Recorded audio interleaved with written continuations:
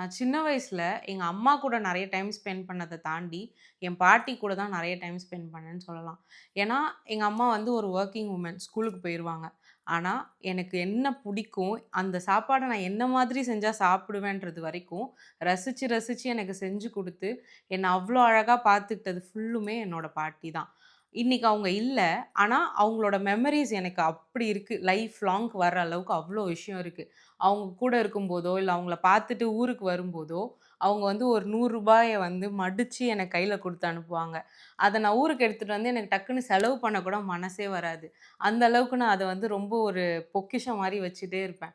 இந்த மாதிரி நம்ம எல்லார் லைஃப்லயுமே நம்ம நெனச்சு பார்க்குற மாதிரி நெறைய நெறைய சின்ன சின்ன விஷயங்கள் நம்மளோட பாட்டி, தாத்தா நமக்கு குடுத்துருப்பாங்க. நம்ம மனசுல நீங்காம இருக்க இந்த எமோஷன்ஸ ஃபுல்லா ஒரு ப்ளாட்டா குடுத்து, நம்மள வந்து பார்க்க வச்சிருக்க ஒரு படம் தான் "how to make millions before grandma dies". இந்த படத்துல முக்கியமா ஒரு 4 கேரக்டர்ஸ் தாங்க மெயின் கேரக்டர்ஸ். பாட்டி, அவங்களோட 2 பசங்க, 1 பொண்ணு, அப்புறம் அவங்களோட பேரன். இந்த கேரக்டர்ஸ்ல பாட்டிக்கும், பேரனுக்குமான ஒரு எமோஷனலான ட்ராவல் பயங்கரமா நம்மள இம்பாக்ட்ஃபுல்லா வச்சிருக்கும். இந்த படம் எனக்கு வந்து ரொம்ப ஒரு பெர்சனல் கனெக்ட்ன்னு சொல்லலாம். ஏன்னா ஒரு ஒரு சீனும் பார்க்கும்போதும், என்னோட பெர்சனல் லைஃப்ல நானும் என் பாட்டியும் எப்படி இருந்தோம், எங்களோட கான்வர்சேஷன்ஸ் எப்படி இருந்துச்சு, எந்த மாதிரியான எமோஷ்னலான விஷயங்கள்லாம் நாங்க கடந்து வந்தோம். அவங்க இறந்து போற வரைக்கும் எந்த மாதிரியான விஷயம்லாம் எங்களுக்கு அஃபெக்ட் பண்ணுச்சு, எத நெனச்சு நாங்க சிரிச்சோம். இது எல்லாமே எனக்கு வந்து அப்படியே ஃபுல்லா கண்ணு முன்னாடி வந்துட்டு போன மாரி இருந்துச்சு இந்த ஒரு 2 ஹவர்ஸ்ல. இந்த கதையோட அ ட்ராவல் எப்படின்னா, அந்த பாட்டி வந்து வயசான காலத்துல அவங்க பசங்கள்லாம் அவங்கவங்க ஃபேமிலிய பார்த்துட்டு போயிட்டாங்க. இவங்க தனியா ஒரு வீட்ல சூப் சேல் பண்ணி அவங்க லைஃப்ப பார்த்துட்டு இருக்காங்க. ஸோ இப்படி இருக்கும்போது, திடீர்னு ஒரு நாள் அவங்களுக்கு வந்து கேன்சர் இருக்குன்னு டயக்னைஸ் பண்ணிடுறாங்க. யார் பார்த்துக்கிறது அப்படின்னு ஒரு கொஸ்டின் வருது. எல்லாரும் அவங்கவங்க பெர்சனல் லைஃப்ப பார்த்துக்கிட்டு இருக்கிறாங்களே, அம்மாவ யார் பார்த்துக்கிறது அப்படின்னு ஒரு மாதிரியான கன்ஃப்யூஷன்ஸ் போயிட்டுருக்கு. இந்த டைம்ல இவங்களோட பேரன் எப்படிப்பட்ட கேரக்டர்ன்னு பார்த்தீங்கன்னா, எந்நேரமும் கேம் விளையாடிட்டே இருக்கான். ஜென்ரலி இந்த ஜெனரேஷனே அப்படிதானே இருக்காங்க. ஃபுல்லா ஆன்லைன் கேம்ஸு அப்படி இப்படின்னு சொல்லிட்டு தான் இருக்காங்க. பேரண்ட்ஸோடையோ, இல்ல பாட்டி, தாத்தாவோடையோ ஒரு பெர்சனல் கனெக்ட் என்ன? அவங்க கூடலாம் நம்ம டைம் ஸ்பெண்ட் பண்ணா, அவங்க பெர்சனல் லைஃப் எக்ஸ்பீரியன்ஸ்லாம் நெறைய கேதர் பண்ற அந்த மாதிரியான விஷயங்களே இப்ப ரொம்ப கம்மியாயிருச்சு. இந்த கேரக்டரும் அப்படிதான். ஃபுல்லா ஆன்லைன் கேம்ஸ்லயே இருந்துட்டு இருக்கான். ஸோ இப்படி இருக்கும்போது அவனுக்கு திடீர்னு அவனோட கசின் ஒரு ஒரு பொண்ண பார்க்குறான். அந்த பொண்ணு ஒரு வயசான தாத்தாவ ரொம்ப பத்திரமா பார்த்துக்கிறா. அவரு வந்து ஒரு பேஷண்ட் பெட்ல இருக்காரு. அவரு இறந்து போற வரைக்கும் எந்த ஒரு எதிர்பார்ப்புமே இல்லாம முழுக்க முழுக்க அன்பு குடுத்து அவ பார்த்துக்கிறா. அப்படி இருக்கும்போது அவரு இறந்ததுக்கப்புறம் அவருக்கு என்னதான் பசங்க, நெறைய பேர் சொந்தம்லாம் இருந்தாலும், அவரோட ஒரு ப்ராப்பர்ட்டி ஒரு வீட்ட வந்து இந்த பொண்ணுக்கு எழுதி வச்சிருப்பாரு. இது வந்து அவன பயங்கரமா வந்து ஒரு யோசிக்க வச்சுரும். அப்போ நம்மளும் நம்ம பாட்டிய பார்த்துக்கிட்டா, அவங்க சொத்த நம்ம ஈஸியா வாங்கிக்கலாம் அப்படின்னு அவன் ஒரு பயங்கரமான கால்குலேஷன் பண்ணிட்டு தான் நெனச்சுப்பான்.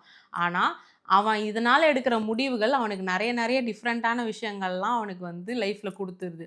அப்படிதான் இந்த முடிவு எடுத்ததுக்கப்புறம் பாட்டி வீட்டுக்கே போயிடலாம். பாட்டிய பார்த்துக்க போலான்னு சொல்லிட்டு அங்க கிளம்பி போயிடுறான்.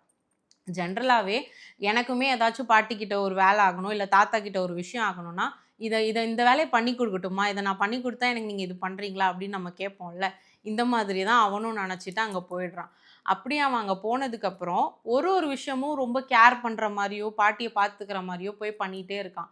எல்லாருமே அவன் ஃபேமிலிலாம் வந்து சொல்லி அனுப்பிச்சிருப்பாங்க. பாட்டிக்கிட்ட வந்து "நீ கேன்சர்லாம் இருக்குன்னு சொல்லாத. வயசான காலத்துல அவங்க கிட்ட இதெல்லாம் சொல்லாத." ஆனா இவன் எப்படி ஒரு மாதிரியான கேரக்டர்னா, அவன் ஒரு ஃப்ளோல சொல்லிருவான். "நீ சாக போற, நான் உன்ன பார்த்துக்கிறேன்." அப்படிங்கிற மாரி சொல்லிருவான். அவன் மைண்ட்ல வந்து எதையுமே பெருசா வந்து ஹோல்ட் பண்ணி எமோஷனலா இருக்க பெர்சனே கிடையாது. அவன் வித் த ஃப்ளோ அப்படியே ஒரு ஃபன்னா, அப்படியே போயிட்டு இருக்க மாரி ஒரு பெர்சன்னு வச்சுக்கோங்களேன். ஸோ, இப்படியே போய் இந்த மாதிரி இந்த ட்ராவல் இருந்துட்டே இருக்கும்போது, அவன் ஒரு ஒரு விஷயமும் அவங்கள கேர் பண்ணி பண்றதெல்லாம் பார்த்து பாட்டி வந்து ரொம்ப சந்தோஷமாயிருவாங்க. அப்பா நம்மளையும் பார்த்துக்கிறதுக்கு ஒரு பெர்சன் வராங்க அப்படின்னு சொல்லிட்டு. இதுல இன்னொரு முக்கியமான விஷயம் என்னன்னா, இவன் வந்து இதுவரைக்கும் பாட்டி வீட்டுக்கு வந்தே இருக்க மாட்டான். சின்ன பிள்ளையா இருக்கும்போது தான் வந்திருப்பான். அதுக்கப்புறம் வந்தே இருக்க மாட்டான். ஸோ இவங்க ரொட்டீன் என்ன? இவங்க என்னலாம் பண்ணுவாங்க? அப்படிங்கிறதே அவனுக்கு தெரியாது. நாளைக்கு மார்னிங் சூப்பு கடைக்கு போணும் அப்படின்ன உடனே, "ஓகே நானும் வரேன். உன் கூட வந்து நானும் பிசினஸ் பார்த்துக்கிறேன்" அப்படின்னு சொல்லுவான். "எத்தன மணிக்கு எந்திரிக்கணும்?" அப்படின்னு கேட்பான். 4 மணி. "என்னது நடுராத்திரி எந்திரிக்கணுமா?" அப்படின்னு கேட்பான். ஸோ இந்த மாதிரி அவங்களோட ரொட்டீன் ஒண்ணுமே அவனுக்கு தெரியாது. இது பேங்க்குக்குலாம் கூட கூட கூட்டிகிட்டு போவாங்க. பேங்க்ல போய் பாட்டி அக்கவுண்ட்ல எவ்வளோ பணம் இருக்குது அப்படிலாம் பார்க்கலாம் அப்படின்னு போவான். ஆனால் பாட்டி தெளிவாக நீ வெளியிலே நில்லு, நான் எவ்வளோ பணம் வச்சுருக்கான்னு பார்த்துடலான்னு நினைக்கிறியா அப்படின்னு சொல்லிட்டு வெளியிலே விட்டுட்டு போயிடுவாங்க. கிழவி எவ்வளோ கேடி பாத்தியா அப்படிலாம் அவன் மைண்டில் வந்து ரொம்ப யோசிச்சுட்டு இருப்பான். இவங்க கான்வர்சேஷன் வந்து நம்மளை பயங்கரமாக என்ஜாய் பண்ண வைக்கிற மாதிரி இருக்கும் ஃபுல் அண்ட் ஃபுல். அதாவது ஒரு தேர்ட் ஜென்ரேஷனும் இப்போ இருக்க ஜென்ரேஷனும் பேசிக்கும்போது அவங்க கான்வர்சேஷன் எப்படி இருக்கும்னா, அவங்க எல்லாத்துக்கும் இவனை வந்து திட்டுற மாதிரியே இருக்கும். இவனுக்கு வந்து ச்சே என்ன இது இவங்க இப்படியே இருக்காங்களே அப்படின்ட்டு இருக்கும். இந்த மாதிரி கான்வர்சேஷன்ஸ் ஃபுல்லுமே நம்மளை ரொம்ப வந்து என்ஜாய் பண்ணி ட்ராவல் பண்ண வச்சுட்டே இருக்கும். ஆனால் அந்த ட்ராவல் போக போக அது ரொம்ப எமோஷ்னலாக மாறிட்டே இருக்கும். இப்போ இப்படியே போயிட்டுருக்க இவங்க லைஃப்பில் பாட்டிக்கு வந்து கொஞ்சம் உடம்பு ரொம்ப சிவியராக வந்து சரியில்லாமல் போக ஆரம்பிச்சிரும். டாக்டரும் வந்துட்டு கீமோதெரப்பி பெருசாக ஹெல்ப் பண்ணலை அப்படிலாம் சொல்லிடுவாங்க. அந்த ட்ரீட்மெண்ட் பண்ணதால் இவங்களுக்கு வந்து ஹேர் லாஸ் ஆயிரும். இவங்க ரொம்ப வந்து வீக் ஆயிருவாங்க. ஆளே ரொம்ப மாறிருவாங்க. எல்லாத்துக்குமே கூட இருந்து இவன் பார்த்துட்டே இருப்பான். அவன் மைண்டில் என்ன இருக்கும்னா, இப்படிலாம் நம்ம பார்த்துக்கிறோம். நம்ம தான் பாட்டி மனசில் வந்து ஃபர்ஸ்ட் பிளேஸ்க்கு வந்துருவோம். அப்படிலாம் நினச்சிட்டு இருப்பான். ஆனா, ட்ராவல் ஆக ஆக என்ன ஆகும்னா, ஒரு ஸ்டேஜ்ல வந்து பாட்டிக்கு உண்மை தெரிஞ்சிரும். வீட்டுக்காக தான் இவன் வந்து நம்ம கூட இருக்கான். ஏன்னா, அவன் வந்து என்ன பண்ணிட்டு இருப்பான்னா, வீடெல்லாம் ஃபோட்டோ எடுத்து ஆன்லைன்ல சேல் பண்றதுக்கு போட்டுட்டு இருப்பான். அதுதான் அவனுக்கு அவனே வச்சுக்கிட்ட பெரிய ஆப்பு. ஒருத்தர் வந்து வீடு இந்த அட்வர்டைஸ்மென்ட் பார்த்துட்டு, "வீடு சேல் பண்ண இருக்காமே" அப்படின்னு சொல்லி பாட்டிக்கிட்டயே வந்து கேட்டுருவாரு. அந்த மொமெண்ட் பாட்டி வந்து ரொம்ப ஹார்ட் பிரேக் ஆயிருவாங்க. அப்ப இவன் நம்மகிட்ட ஒரு எதிர்பார்ப்போட தான் இங்க வந்து இருக்கான்னு சொல்லி அவங்க ரொம்ப மனசொடைஞ்சு போயிருவாங்க. ஸோ அந்த மாதிரிலாம் இங்க எதுவும் சேல்க்கு இல்ல அப்படின்னு சொல்லி அவரையும் அனுப்பிருவாங்க. இப்படி இருந்துட்டு இருக்கும்போது இவங்களுக்கு ரொம்ப உடம்பு சரியில்லாம பெட்ல போய் அட்மிட் ஆகுற ஸ்டேஜ்ல, இவங்க வீட்ட என்ன பண்ணலாம் அப்படின்னு இவங்க பசங்கலாம் வழக்கம் போல பேச ஆரம்பிச்சுருவாங்க. வீட்ல ஒரு வயசானவங்க உடம்பு சரியில்லாம போய் அட்மிட் ஆயிட்டாங்கனாலே, சொத்த எப்படி பிரிச்சுக்கலாம் அப்படிங்கிற கான்வர்சேஷன் தான் ஃபர்ஸ்ட்டு ஸ்டார்ட் ஆகும். அவங்களோட நிலைமை என்ன? அவங்க எமோஷனலா என்ன டிஸ்டர்ப் ஆயிருக்காங்க? அதெல்லாம் பார்க்கறதெல்லாம் அதுவும் இப்போ இன்னைய காலகட்டத்தில இந்த மாதிரியான விஷயங்கள் தான் வந்து ஃபர்ஸ்ட்டு நடந்துட்டே இருக்கே தவிர்த்துட்டு, அம்மாவையோ, அப்பாவையோ எப்படி பார்த்துக்கலாங்கிறதெல்லாம் ரொம்ப ரொம்ப கம்மியாயிருச்சு. இந்த கதையிலயும் இதே தான் நடந்துட்டுருக்கு. ஆனா பாட்டி அவங்களோட 2வது பையனுக்கு கடன் அதிகமா இருந்ததால, அவர் பேர்ல அந்த வீட்ட எழுதிருவாங்க. இத பார்த்த உடனே நம்ம வந்து ரொம்ப ரொம்ப மனசு உடைஞ்சு போயிருவாரு. அப்போ நம்ம இவ்ளோ கஷ்டப்பட்டு பார்த்துக்கிட்டோம். பாட்டிக்கு நம்ம இல்ல அவங்க மைண்ட்ல அப்படின்னு ஆயிட்டு, அதோட என்ன பண்ணிருவான்னா, பாட்டிய விட்டுட்டு அவன் வீட்டுக்கே போயிருவான். ஏன்னா அவன் நெனச்சது அவனுக்கு கிடைக்கலல்ல. பாட்டிய விட்டுட்டு அவன் அவன் வீட்டுக்கு போயிடுறான். இப்ப பாட்டி வந்து தனியா அந்த வீட்ல இருக்கும்போது, 2வது பையன் கடன் அடைக்கிறதுக்காக வீடெல்லாம் சேல் பண்ணிருவாரு. இவங்கள கொண்டு போய் ஒரு ஹோம்ல விட்டுருவாரு. யார் பார்த்துக்கிறதுன்னு தெரியாததால கொண்டு போய் ஒரு ஹோம்ல விட்டுருவாங்க. பாட்டி என்ன பண்றாங்கன்னு சொல்லிட்டு பார்த்துட்டே இருக்கிறதுக்காக, மயங்கி விழுந்துருவாங்களோ அப்படிலாம் பார்த்துட்டே இருக்கணுன்றதுக்காக, வந்து அங்க கூட இருக்கும்போது ஒரு கேமரா ஃபிக்ஸ் பண்ணியிருப்பாங்க வீட்டுக்குள்ள.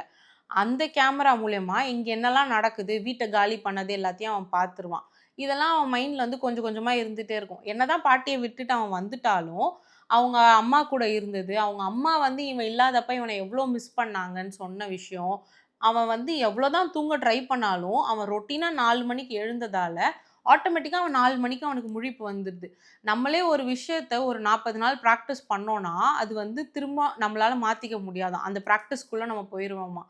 அதே மாதிரி இவனும் கன்டினியூஸா 4 மணிக்கு எழுந்து எழுந்து அவன் பாட்டி கூட சூப் கடைக்கு போனதால, அந்த 4 மணிக்கு அவனுக்கு முழிப்பு வந்துருது.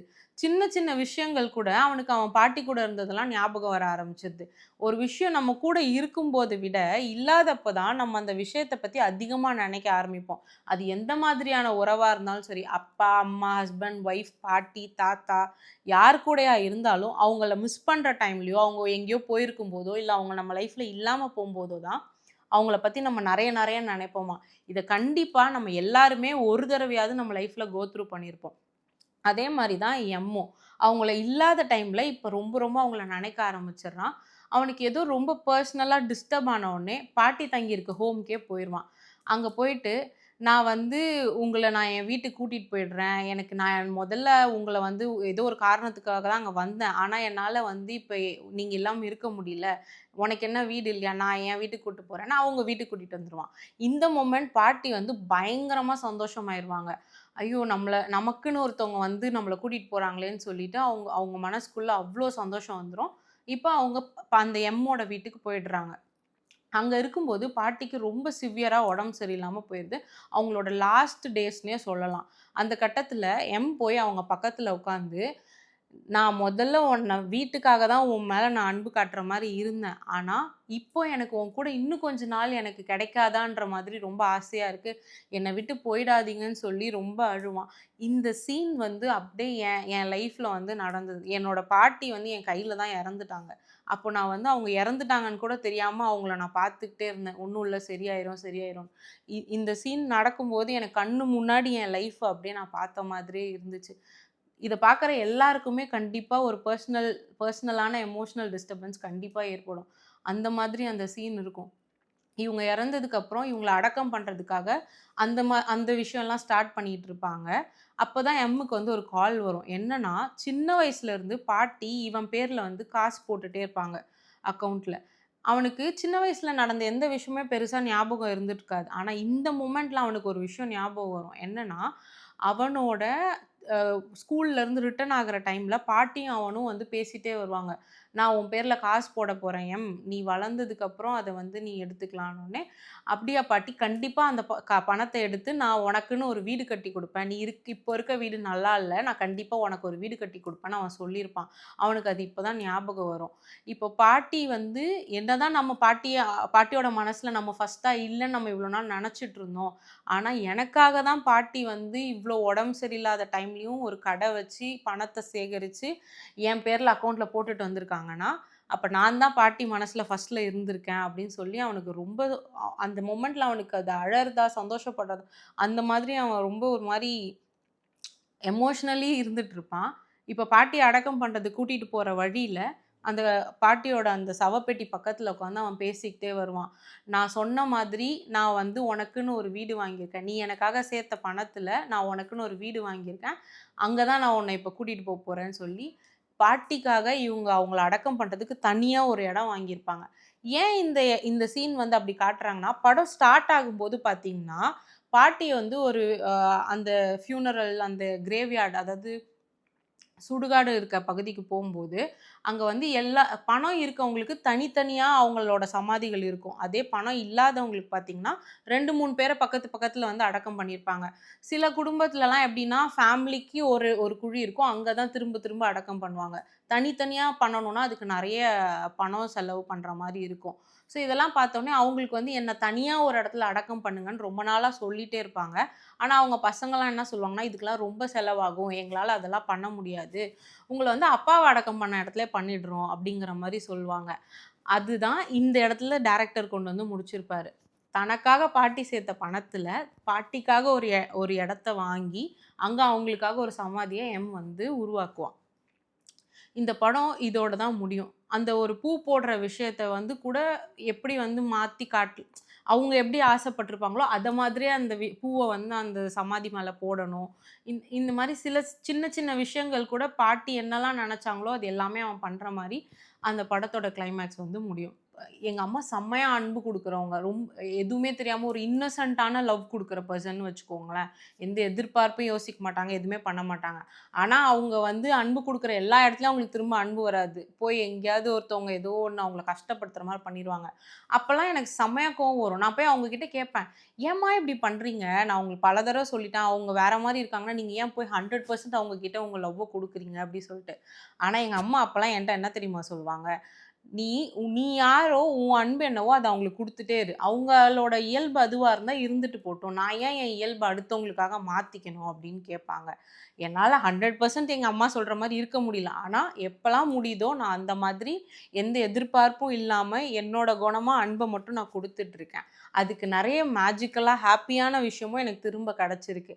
நான் என்ன சொல்ல வரேன்னா, அன்பு குடுக்கறதுக்கு யோசிக்காதீங்க. எந்த எதிர்பார்ப்புமே வச்சுக்காதீங்க. அதே மாதிரி பெரியவங்களோ, அப்பா, அம்மாவோ, பாட்டி, தாத்தாவோ அவங்க இருக்கும்போதே அவங்களுக்கு நம்ம அவங்க மேல வச்சிருக்க அன்பையும், மரியாதையும் நம்ம அவங்களுக்கு குடுத்துறணும். அப்பதான் வந்து நமக்கும் சந்தோஷமா இருக்கும். அவங்க இல்லாதப்ப கண்டிப்பா அந்த ஏக்கத்த தீர்த்துக்கிறதுக்கு நம்ம என்ன பண்ணாலுமே அத ஈடு செய்ய முடியாது. கண்டிப்பா நம்ம எல்லாரும் டைம் ஸ்பெண்ட் பண்ணி பார்க்க வேண்டிய ஒரு படமா தான் இது இருக்கும்.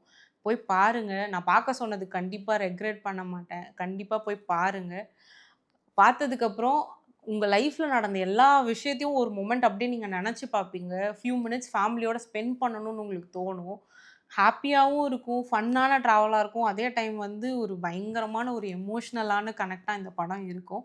இந்த இந்த படம் பார்த்ததுக்கப்புறம் இந்த வீடியோ உங்களுக்கு ரொம்ப பிடிக்கும்னு நெனைக்கிறேன். இன்னொரு இன்ட்ரஸ்டிங்கான வீடியோவோட சீக்கிரம் உங்கள நான் சந்திக்கிறேன். அதுவரைக்கும் நன்றி, வணக்கம்.